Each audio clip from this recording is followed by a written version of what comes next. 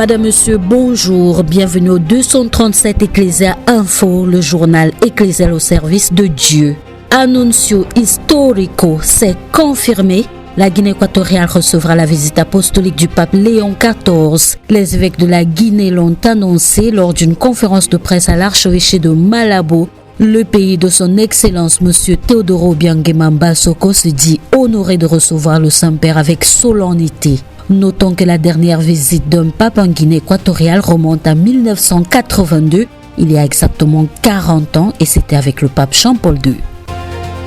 Dans la sous-région Afrique centrale, l'Église réaffirme sa volonté d'être un acteur crédible de la paix, de la réconciliation et de la cohésion sociale dans une région fragilisée par des crises multiformes. Les évêques du Cameroun, du Gabon, de la Guinée équatoriale, de la Centrafrique, du Tchad, de la RDC, du Congo, de Sao Tomé et Principe qui forment la CERAC revisitent l'héritage de l'exhortation apostolique Ecclesia in Africa 30 ans après sa promulgation.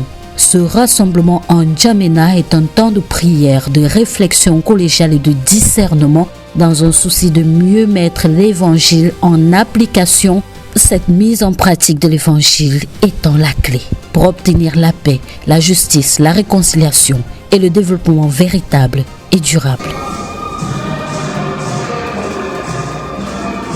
Les évêques sont en N'Djamena au Tchad, mais l'Église continue de vivre au Cameroun comme partout ailleurs. Dans le diocèse de Sombélima, par exemple, les jeunes de l'aumônerie diocésaine ont tenu leur première assemblée générale de l'année 2026 à la paroisse centenaire Saint-Michel de Ndène. L'objectif de cette rencontre qui a duré 3 jours était de recentrer l'attention sur l'encadrement et la formation intégrale des jeunes, suivant la vision pastorale de la Croix et de la Houe de l'évêque de Sombélima, Monseigneur Christophe Zoa, afin d'offrir au Cameroun des citoyens engagés à faire régner la justice, l'honnêteté, le développement et la paix par les moyens de la prière, du travail éthique et de la charité. Lors de la messe de clôture de cet événement, les jeunes ont prié pour les évêques de la sous-région Afrique centrale réunis en N'Djamena. À l'endroit de nos seigneurs, de nos pères, je voudrais dire, vous pouvez compter sur nos humbles prières.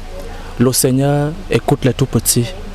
À côté de vous, nous sommes ces tout petits. Et nous pouvons vous rassurer que nos prières montent auprès du Seigneur pour qu'il continue à vous donner la force nécessaire pour toujours nous encadrer, l'énergie nécessaire pour toujours nous conduire vers des verts pâturages, qui vous donne la santé, la joie nécessaire et surtout la force pour qu'au-delà des difficultés que vous pouvez rencontrer sur vos chemins, chers pères, chers évêques, que le Seigneur demeure toujours avec vous, afin que nous également, nous puissions bénéficier des bienfaits qu'il vous accorde. Terminons avec le diocèse d'Edéa qui a procédé à la fermeture de la Porte Sainte et à la célébration du dimanche de la parole de Dieu. Le diocèse se tourne désormais vers l'usage optimal des grâces reçues durant l'année jubilaire dédiée à l'espérance. Fin de cette édition du 237 Ecclesia Info. Madame, Monsieur, restez des nôtres et que le Seigneur Tout-Puissant vous recouvre de sa protection et de sa faveur.